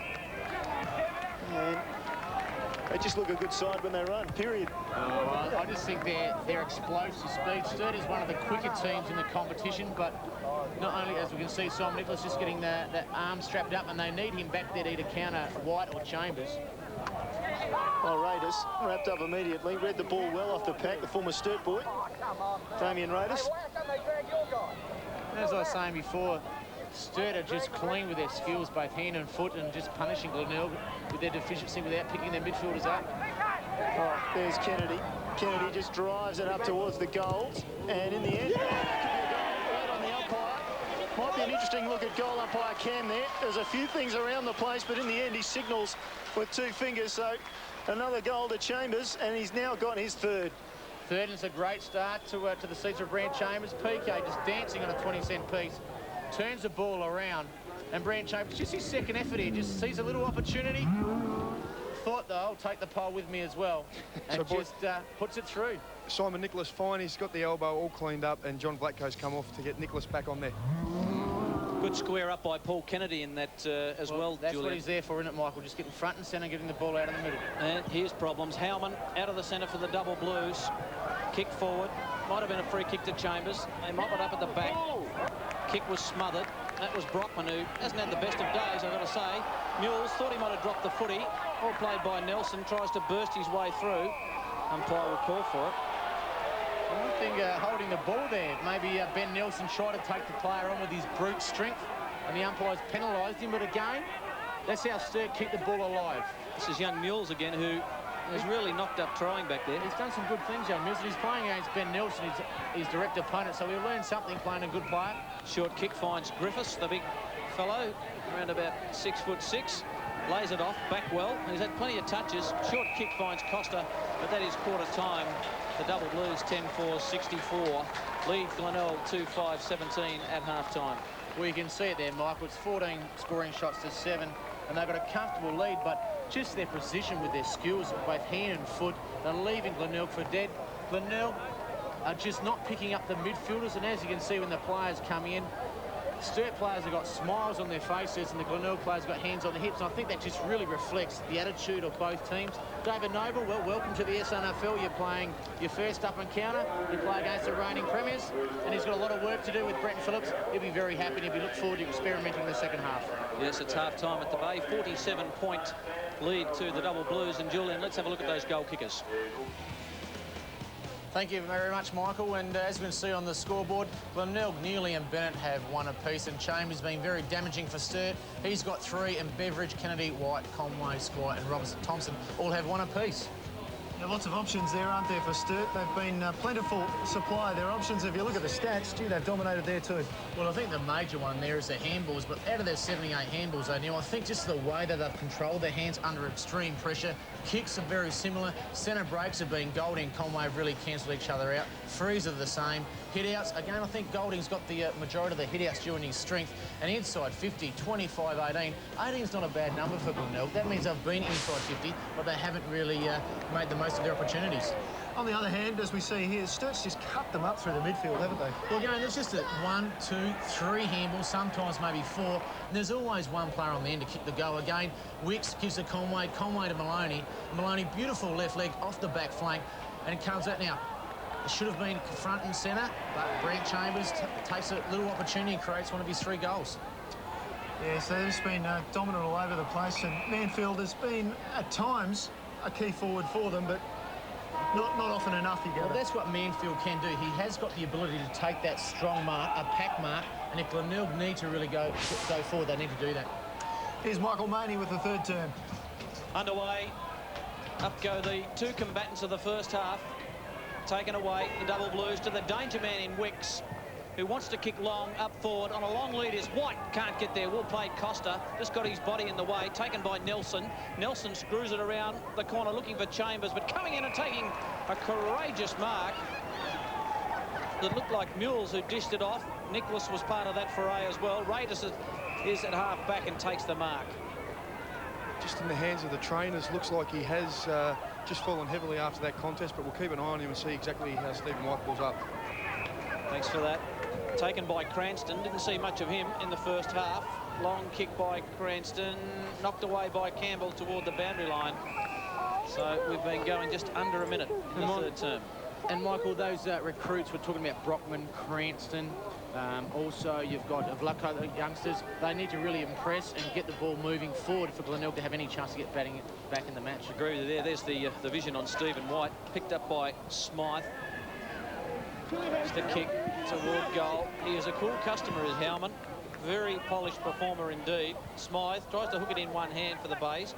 Wicks is there. Oh, lined him up with Smythe. Taken by Maloney, who gets a kick along the lines. Squire, terrific both sides of the body. Maloney, who had Weatherald on, just gets caught in the tackle, slung in it, slung after he got rid of it, and high, and Timmy Weatherald will take the free kick. Just a super free kick from the Glenelg player. Did not have to do that, Tim Weatherald, and again just puts the ball back in the Sturt's hands. The Weatherald goes up along the wing. Ball out of bounds there. Perhaps not the direction that they really wanted. Maybe more towards the centre would have been better. Yeah, I think so. Damon Squire's probably one-on-one. You probably back him, but when you got Stephen White lurking across half forward, he's your target that you must go to. The ball just in, and the Bays, they'll need to show some life again in just a moment. Nathan Bell has just come onto the ground, and Ryan Smythe is a player that's come off. On the bench, also Bill Neely for Glenelg, also Michael Griffiths. For the Double Blues, Stuart Graham, Aaron Bishop and Josh Keller on the bench. Another bounce, and favours Nelson, uses his strength. Whiteman, good hand pass, just didn't quite get the mark, but Squire's good enough, uses his pace. Umpire somehow said that ball went out. Well, he's got better vision than we've all got, because I thought the ball was in and Damien Squire was away. Just on that, Paul Sherwood did start up forward, and now he's gone back to full back to his customary position on Brant Chambers. And Damien Squire, if he was away, he was on his left leg and he was going for goal. So the ball back in, Raiders just drives it back into the centre, the hit and hope. Ball just overrun a bit. Now it'll be a free kick. No, it won't. I thought maybe that Bell had done enough to get a free kick. He's done well enough to get Glenelg into the forward 50 now. Backwell from 60 metres. Bit of carry on that, a goal. Well done to Brett Backwell. Had a pretty good first half on debut for the Bays, and that was a pretty good finish. Well, that's what Glenelg needed. They needed to get off out of the third quarter with a good start, good composure, good hands. Just what Sturt did early on. Brett Backwell, good penetrating kick inside there. And Matthew Golding, good shepherd by the big man. And David Noble's made some changes. Matthew Golding resting at full forward. Sherwood's gone to full back, so he switched it around. Cranston's in the ruck wearing number 9 versus Conway. So Noble's worked his team around. Will it work? Let's find out. Brett Backwell's leading kick getter on the ground. That was his 12th kick. Thanks, Boggy. Roberts Thompson tries to go through. Conway, big man. Ball spills out the back. Manfield's got to get through a couple. Robinson fumbled. Manfield says, let me show you how to do it. Robinson tries to get through. He's tackled again. So a game of inches at the moment. Just in that last passage of play. And Michael, what Glenelg need to do, they've lifted their intensity as they did in the first 5 minutes of the beginning of the game. They've got to maintain that throughout the quarter to have any chance of getting back in this game. Yeah, must agree with you. They just did drop off in the latter half of that first term, and then it was all the Double Blues in the second term and the latter half of the first. So good crowd in, sunny day, the Bay Oval. Hope you're enjoying it on ABC television. Cranston, Conway knocked it down to Whiteman. That's a high ball. They camp underneath it. Beveridge got under it. Nicholas came through, pretty heavy. Handball over the top by Beveridge to himself in the end. Plays the handball off to Roberts Thompson. To the run of Cooper. Cooper will kick it inside 50. The target is Chambers. Can't quite get back there. A lot of heavy work. Umpire said play on. Costa takes it to the line. Boys, Andrew Beveridge just in the middle of the ground. Looks like he's in a little bit of trouble there. He did fall heavily after the contest. Looks a little groggy, so we'll just keep an eye on him as well. Here's Beveridge, maybe shoulder or arm. He looks like he's favouring. Kennedy, oh, brilliant rove by Kennedy. Got his way to the open, off the left leg, the snap. Maybe Chambers can get it, and he threw his player aside. Chambers not happy, and nevertheless he has to surrender the ball. So the Bays with the free kick, and it's Sherwood who's been sent back into defence. Goes to the far side of the ground, almost too far. But Glenelg has possession. And just in the corner of your screen, you see their Beveridge up and running again. So he looks like he's recovered from that heavy knock. With the play stopping on centre wing, and we'll get a bounce down. And Sturt, 64, plays 23. Well, Andrew Beveridge is a strong character, both as a person and as a footballer. First game with the club, looks like he's moving his right arm. Might have got a hard hit, but he'd be the sort of bloke to carry on and play the game out. Big pack of players. Cooper, who's been devastating today. High kick, looking for White. In front was Brockman for the Bays. Squire locks up Raiders and takes him to the boundary. And they'll throw it back in. Ominous signs for the Glenelg Football Club is that Squire, Paul Kennedy are just floating around waiting for the ball to crumb. That's just the ominous signs for the Sturt Football Club. And Glenelg need to be very closely aware of those players so they don't kick goals. Need to man up, that is for sure. Costa at the bottom of that pack. Squire. No one can take it out. Manfield just got it cleverly away to Vlatko. Vlatko wants the boundary. I think you'll find it. Cook can't haul it in before it goes over the boundary, yes. And I think that the Bays, to have any chance at being competitive, they need this third term to be a pretty good one. They need a couple of quick ones just to bring it back a little. One player they would like to see in the midfield right from the word go would be Sujay Cook. He's at the moment playing on the wing, rotating through half forward. I'd like to see him right in the centre and mix it up. There's a man right on cue, kicks the ball around the corner and high, down towards half forward for the Bays. Bennett, dummy to hand pass a couple of times, then went long to the goal square. Minor score, just a score check on other games being played in Adelaide today in the SANFL. Central District by 26 points over North Adelaide at Prospect, and the Eagles by just 6 points down at Noarlunga playing South Adelaide. Pretty good game, that one, you'd think. South Adelaide have recruited well. Taken by Curtis. His kick, missed kick, it's been marked by the Bays. It's been taken by Panozzo. He's got the job on Wicks. Panozzo, wobbly kick, squared it up. Good enough, though. Bell was in front. Rove can't get it. Blatko held without the footy. No whistle of play. And there is one now to go to the Bays. Just waiting to see who picks himself up. Looks like Bell's got it for Glenelg. There it is. Blatko held without it, and then a high tackle on Bell. High ball to the square. Lovely mark. Taken back there by Conway. Just sat the big frame in there. Laid it off to Campbell. Just waited on it a bit. High ball. Sheedy's got to come from behind. They fly. Oh, that's a terrific mark.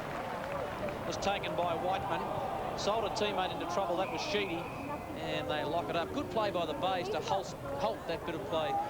That's what they need to. Mark, just Cam Roberts is coming over. I wouldn't be surprised if it's that groin trouble he's had over with the past 4 or 5 weeks. So just find that out, please, mate. Yeah, Julian, he's hobbling a little bit. Josh Keller coming on for his first run in senior football. Good luck trying to find out anything off any trainer midway through a match, unless it's absolutely obvious. Sturt will pick up a free kick there to Sheedy.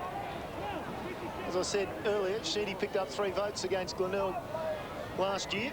Also picked up 19 possessions in the first half. So he's every chance to pick up some votes again in this match. Sturt leading at the moment is Costa against the Tide, the Glenelg captain.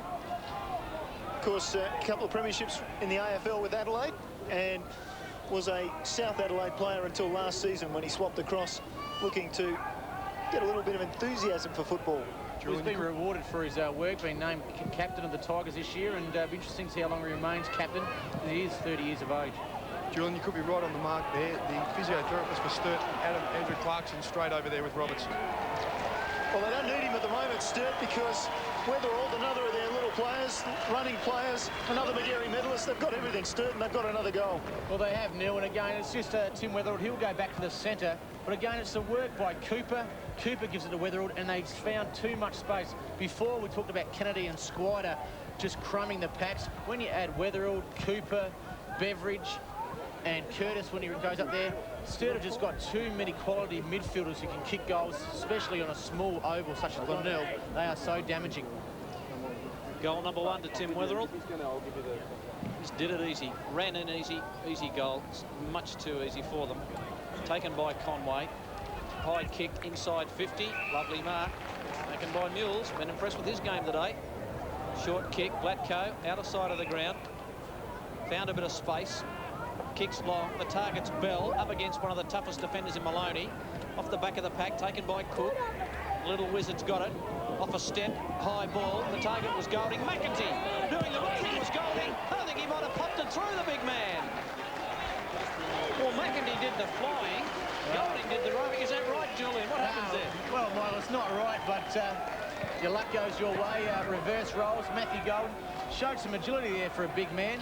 He just turned around and just read the ball. As we said, Josh Keller, first game back, maybe a little bit of experience, got pushed under the ball, but Matthew Golding, good goal on awareness, snapped it around. And that's what David Noble wants Matthew Golding to do, whether it's making a contest, kicking goals, he's up there to take the marks, to create opportunities for his smaller players. Julian, Billy Neely just coming back on the ground for Glenelg, John Blatko off. Here's Conway, off the right boot, just get it forward a little way, not very far. Simon Nicholas cuts it out. His kick was beautiful to Backwell. So he sent great possession winner. Backwell drives it in forward, looking for Golding. That man looking for another goal to follow up on that one before. And in the end, at least it's trapped inside 50 if you're a base supporter. It is, Neil, and it'll be interesting to see what Brenton Phillips does this with Matthew Golding. Matthew Golding's paired up with Xavier Campbell at the moment. Again, Xavier's giving away height and strength. Will Brenton Phillips stay with him or not? Well, somehow Backwell got the ball, and somehow he got it to his foot, and we'll wait on the goal umpire minor score. So Backwell causing some problems for the Double Blues in the midfield. I'm with Andrew Clarkson, the Sturt physiotherapist. We saw Cameron Roberts come off straight over to him. What's the situation, Andrew? Cameron's got a slight groin strain on the right side. He's had a bit of trouble on the left side in the last couple of weeks. We just feel at this stage in the season and with the bye next week, no point in risking him, so he's off, putting some ice on it at this stage, and we'll reassess him after the game. OK, so we obviously won't see him again? Oh, at this stage, unless there's any major problems, I don't think so, Mark. All right, thanks, Andrew. Good get there, Mark, as Manfield's got it for the Bays. Will kick it long inside 50. A number of leads, just decides to set it up. High ball, getting back. No one can take the mark. Oh, Conway's claimed it, has he? Well, I thought a few hands on that one, but Mark Conway was the last man with the footy. So he gets it off to the first gamer in Keller. Keller's short kick, can't find the target, and the ball goes out of bounds. Mark Conway, Tara's strength back in his own defensive 50. That's what he needs to do. It releases the players on screen like Xavier Campbell to run off and create more opportunities up the field. Again, just a lot of indecision out there from both sides, unable to get the ball clear of the pack, and eventually just runs across the line again. That time, Bell taking it across. Double Blues. Quite a lot of supporters have made, well, for Adelaide, it's a significant journey from Sturt down to Glenelg. Oh, it is, Neil, but it's a beautiful day, which makes it worth it. And ball in dispute inside the Glenelg 50. Double Blues again, a lot of numbers around the ball. Free kick picked out. Glenelg's intensity is picked up, Neil, which is, I think, impressive, and that's why they're maintaining the ball inside their own forward 50. Campbell wide to Keller. Did a little pirouette back onto his right foot now. Down to White, comes forward, meets the ball. Big strong mark by Stephen White. Up forward, nothing much in terms of tall timber to aim at further down the ground. Goes up towards Nelson. Nelson brings it to the front. Wicks, plenty of pace.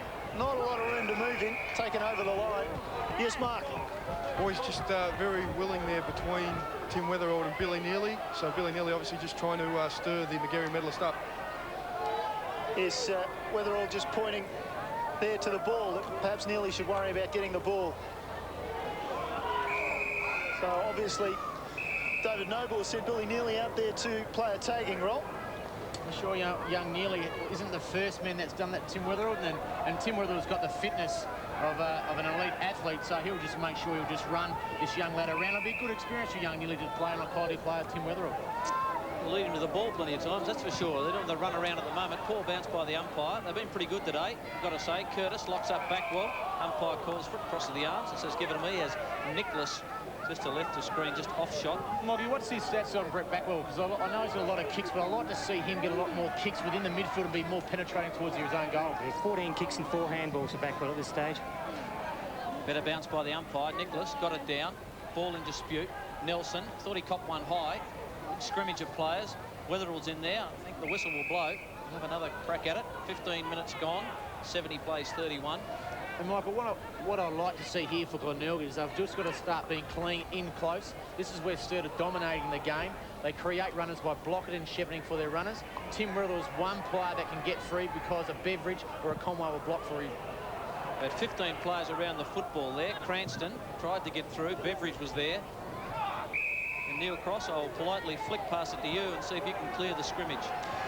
This is irritating the Sturt players. You can see there's a bit of push and shove in there, and I know Ben Nelson is trying to line up Neely at least once in these little packs just to get him off the back of Tim Weatherald, and believe me, he is on Tim Weatherald's back at every opportunity. So it'll be interesting just to watch this little battle within a battle, and there you go, Nelson having a crack at Neely. Over the ball was Sheedy getting on with it. Curtis, hand pass was a bit high, but they did well, Sturt. In the end, though, well, I thought they were going to come free. Just one hand pass too many, perhaps, and Nelson now trapped. Umpire has given him the benefit of the doubt. This is the scenario that David Noble would like, just to stop the game, put it all in together. Great tackle here. Maybe a little bit high, but he got away with it. But again, to stop the Sturt forwards, stop the Sturt team moving forward, and that's what Glenelg need to do. 39 points the difference. Sturt leading, but they're really struggling for clean possession at the moment. Costa and Kennedy going at it. No free kick. Umpires his player. Robertson in trouble. Just hand passes backwards, and they steady again the Bays. Ball to ground. Again, though, Sturt with the numbers around the ball. Nelson shrugs a tackle. Hand passes off quickly. Here comes Curtis. Now they break away the Blues. They go up towards White.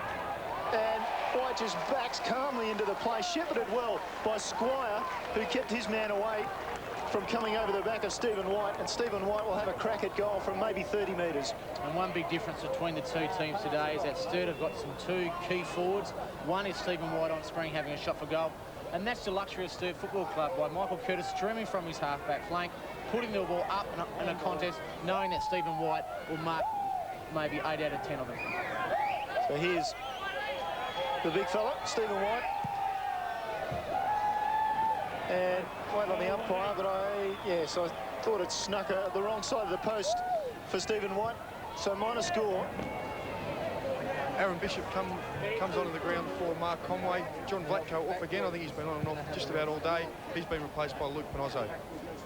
Raiders, long kick out, marked by Golding, who is having a run on the ball. He was up at full forward a moment ago. Robinson.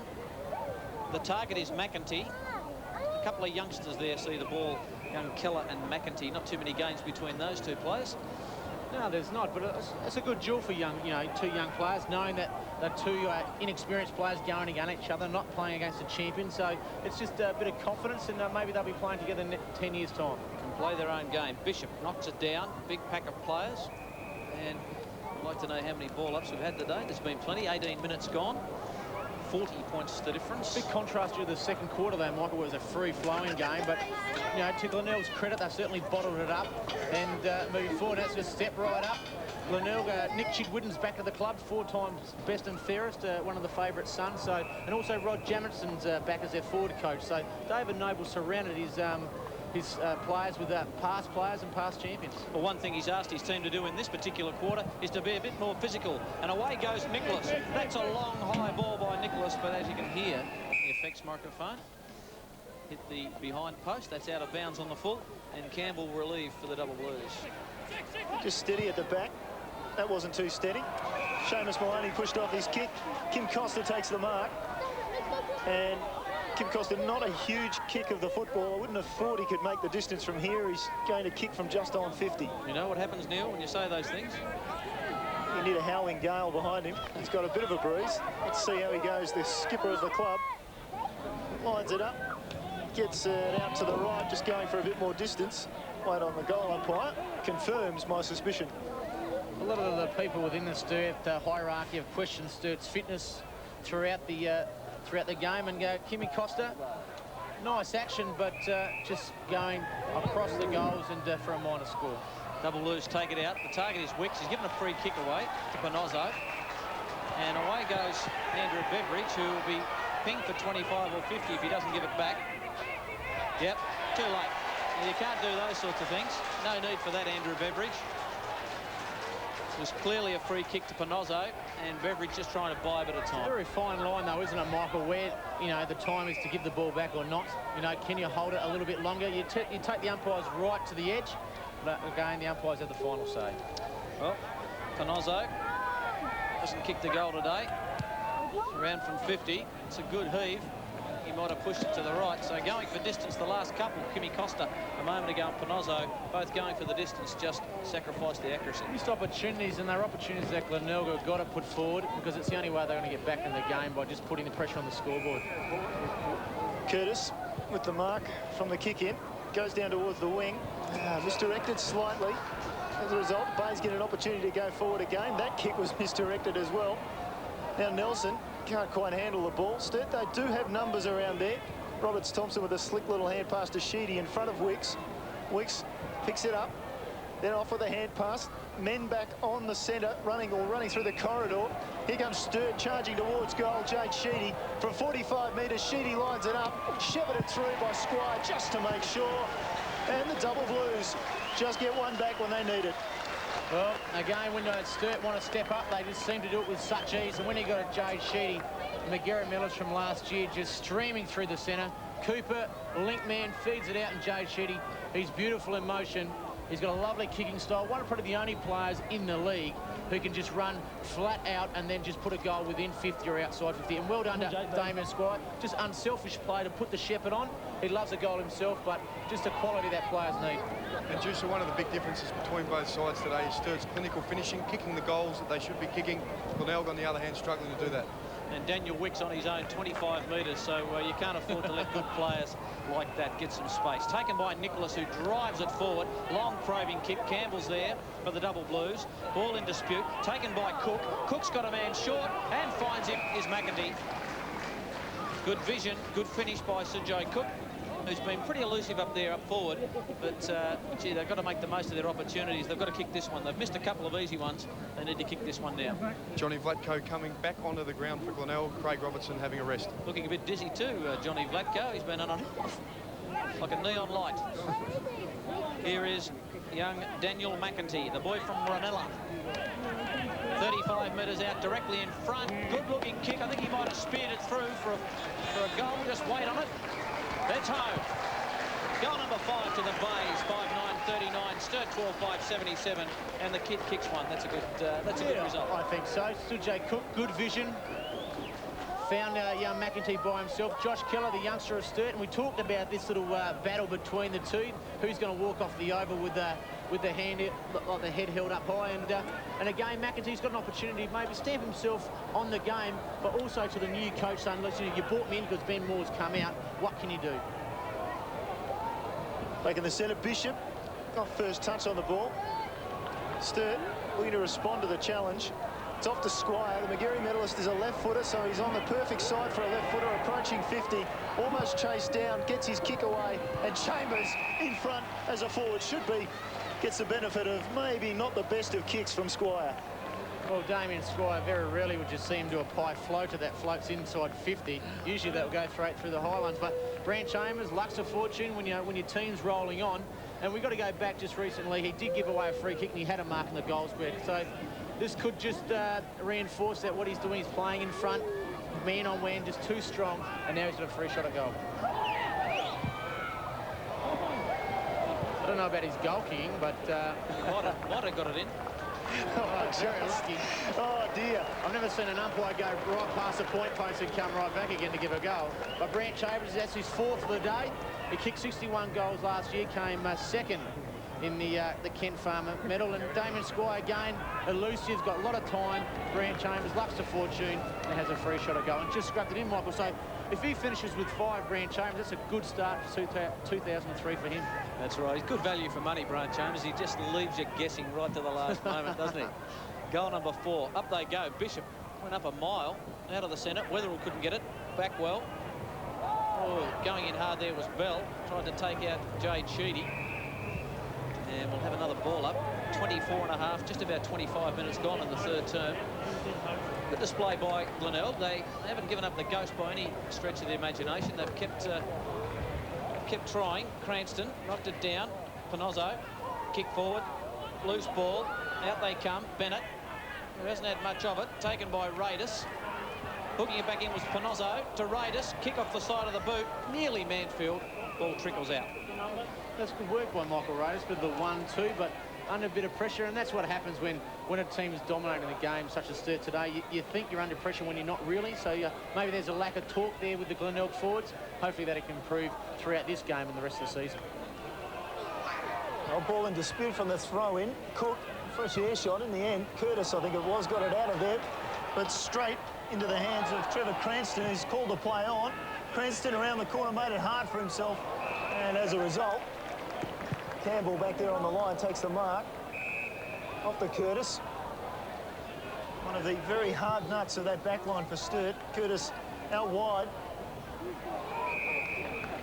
And Cooper takes a chest mark in front of Cranston, a much taller player, but Cooper managed to get him away from the ball. Now down towards centre wing. White was the target. Comes to the front. Just dribbled off the ground by the Bays. And off to Cook now. Cook with a quick hand pass back to Simon Nicholas. Goes in long and high, and in the end comes to the back. Bays with the numbers. On the left foot, snap. Bad luck, out of bounds, McEntee. Around the corner, just asking a bit much of his kick. Young McEntee just on the left-hand side, and as you can see, the expressions on his face. Just couldn't put it through for his 2nd for the day. Ball taken by Maloney at half-back. Whiteman gets it away. They work pretty hard. the double blues. Kennedy, who works pretty hard, kicks it up forward. White's the target. Well played by Brockman. Down to Nicholas. Oh, the handball was, well, less than adequate. Taken by Weatherald. High tackle. You get a free kick, a Magarey medalist. Kim Costa, the man. Tim Weatherald head over the ball, and Kimmy Costa, captain of one team, lays a too high tackle on the other team. There's the siren, three-quarter time at Brighton Road, and Sturt 13-5-83, Glenelg 5-9-39. It has been a pretty entertaining third term for the Bays not making too much impression, Julian. Yeah, I just think so there, Michael. I totally agree with you. Glenelg really stopped the free-flow running that Sturt had in the second quarter, and that's what David Noble would have expected. They would have expected, let's just try and sustain or stop Sturt's momentum. They've done that. Now they'll try and rebuild for the fourth quarter. We see there the Glenelg side, they'd be, well, at least they've been enthusiastic in that third term. Certainly, as we mentioned earlier, in the second half of last year, they really did struggle to show some enthusiasm. But in this third quarter, perhaps didn't make most of their opportunities, but they at least put some scores on the board. Well, one player that they recruited was Brett Backwell. Again, he's most penetrating when he's running through the midfield. Great shepherd by Matthew Golding, but I'd like to see Backwell move a lot more through the midfield and finishing off with some goals. We see there just the double blues, the penetration inside 50 when they get the ball, it's really quite awesome, isn't it? Well, Glenelg have a Backwell, where Sturt have a Cooper, a Squire, whether they've just got many numbers who can do the same job. See there, Sujay Cook just handballing to himself, or throwing it to himself. And McAtee threw his hands, and Golding, for a big fella, knew where the goals were.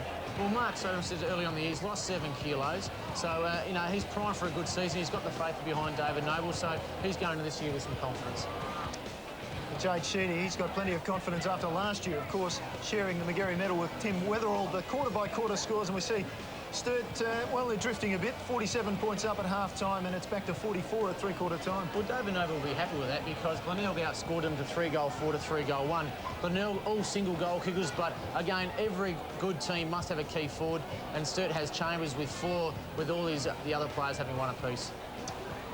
Yes, and the stats overall tell a bit of a story in that, of course, Sturt so many hand passes and so many more possessions than the Bays. Interesting point is one down the bottom, Neil, with Glenelg having 31 inside 50 and Sturt having 33. So really, they've got the same times they've gone inside the 50, but as I said before, Sturt have certainly got the key forwards and the other players around who can kick the goals. Yeah, for sure, there's no doubt about that. Well, down listening to what the Sturt boys have been saying is Mark Soderstrom.